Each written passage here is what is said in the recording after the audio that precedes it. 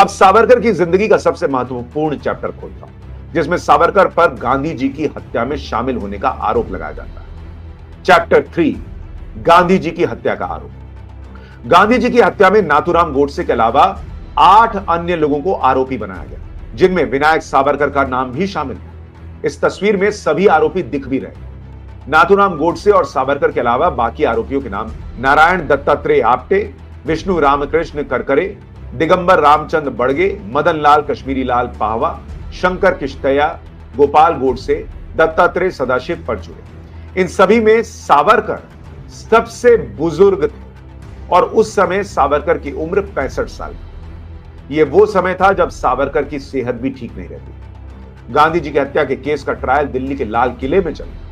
13 मई 1948 को सरकार ने नोटिफिकेशन जारी किया, जिसमें कहा गया कि गांधी जी की हत्या का केस लाल किले में चलेगा।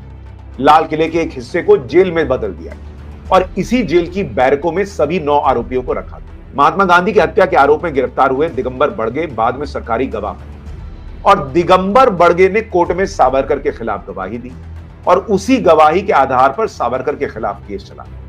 डोमिनिक लैपियर और लैरी कॉलिंस ने अपनी किताब फ्रीडम एट मिडनाइट में लिखा है, दिगंबर बड़गे ने सावरकर के खिलाफ 4 प्रमुख बातें बताई। 14 जनवरी को नारायण आप्टे, नाथूराम गोडसे और दिगंबर बड़गे ने हथियार समेत सावरकर से उनके घर पर मुलाकात की। नारायण आप्टे ने दिगंबर बड़गे से कहा था कि सावरकर ने तय कर लिया है कि गांधी जी की हत्या करनी है और इसका जिम्मा आप्टे और बड़गे को सौंपा। 17 जनवरी को सावरकर ने नारायण आप्टे और नाथूराम गोडसे से एक और मुलाकात की, जिसमें सावरकर ने मराठी में कहा था कि यशस्वी हो, यानी सफल हो।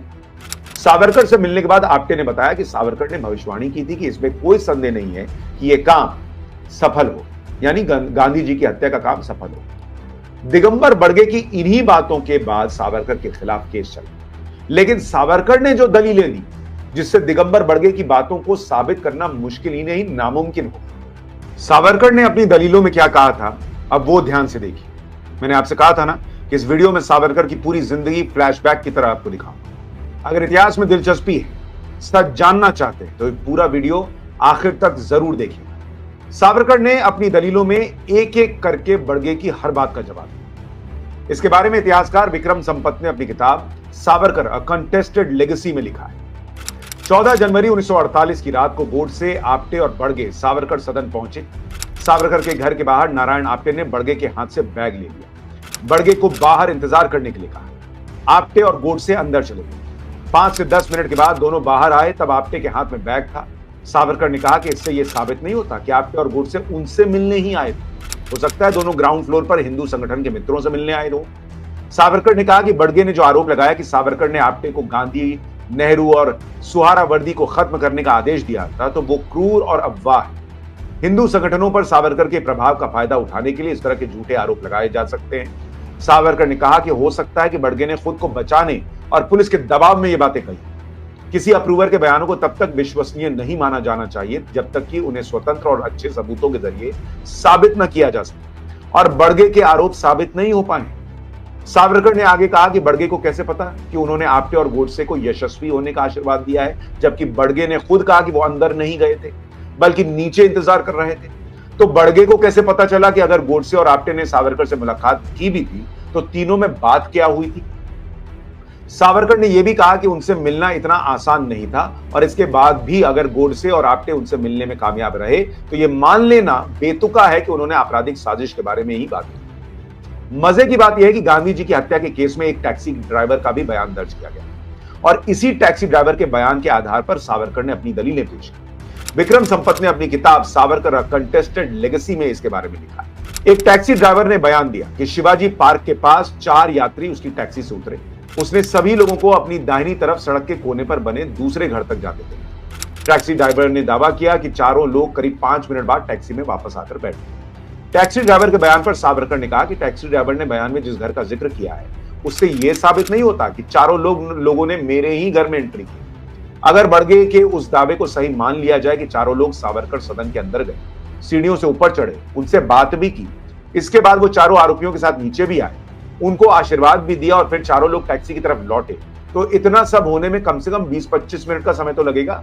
जबकि टैक्सी ड्राइवर क्रॉस एग्जामिनेशन के दौरान 5 मिनट में उनके लौटने के दावे पर कायम रहा।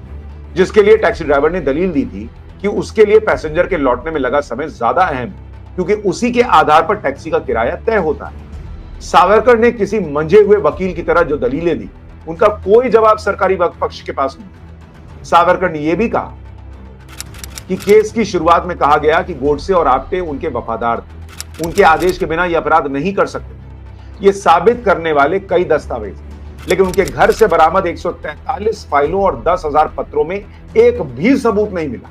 1946 में एक पत्र को छोड़कर उनके बीच कोई पत्राचार नहीं हुआ। 1947 और 48 में भी गोडसे आप्टे के साथ उनका कोई पत्राचार नहीं हुआ।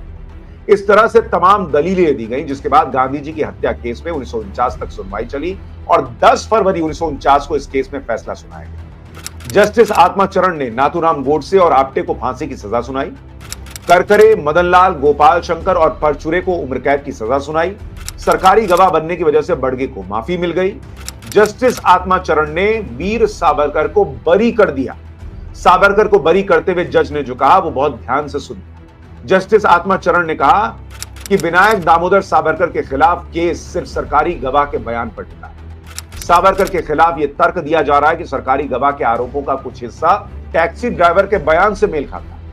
रिकॉर्ड में ऐसा कुछ नहीं है जिससे यह साबित हो सके कि हत्या से पहले नाथूराम गोडसे और नारायण आप्टे के बीच क्या बात हुई। सावरकर की गोडसे और आप्टे से हुई बातों से यह साबित नहीं होता कि ये बातें महात्मा गांधी की हत्या के संदर्भ में की गई। ऐसे में सिर्फ सरकारी गवाह की कई बातों पर कोई भी निष्कर्ष निकालना ठीक नहीं होगा।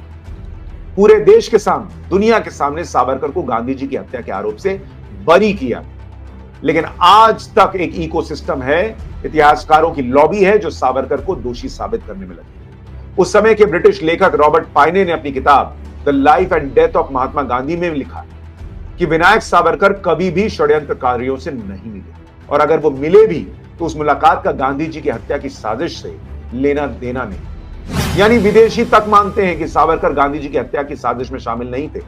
इतने सबूत होने के बाद भी जिस तरह वीर सावरकर की छवि की हत्या की गई, उसके दोषी कौन है, वो अब आप समझ सकते हैं। सावरकर कट्टर हिंदू थे और अखंड भारत की बात करते थे। क्या यही वजह है कि उनको हमेशा संदेह के घेरे में रखा गया?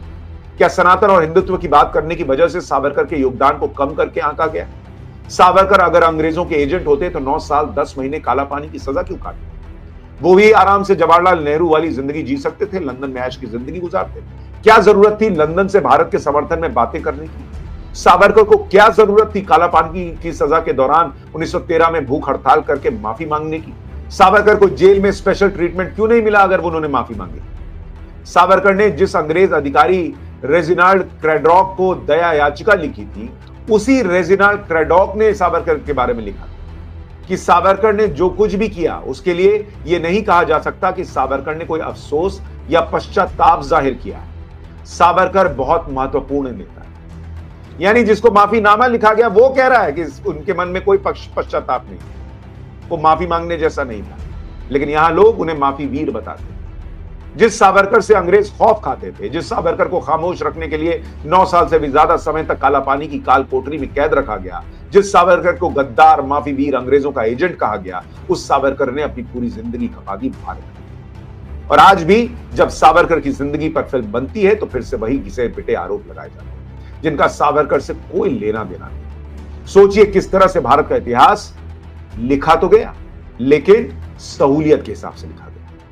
अगर आपको यह वीडियो पसंद आया है तो कमेंट में जरूर बताइए, और अगर इसी तरह का इतिहास आप सच और फैक्ट्स के साथ जानना चाहते हैं तो चैनल को लाइक और सब्सक्राइब जरूर कीजिए। हां, अगर आप चाहते हैं कि यह सच औरों तक पहुंचे तो इस वीडियो को शेयर भी कीजिए। नमस्कार।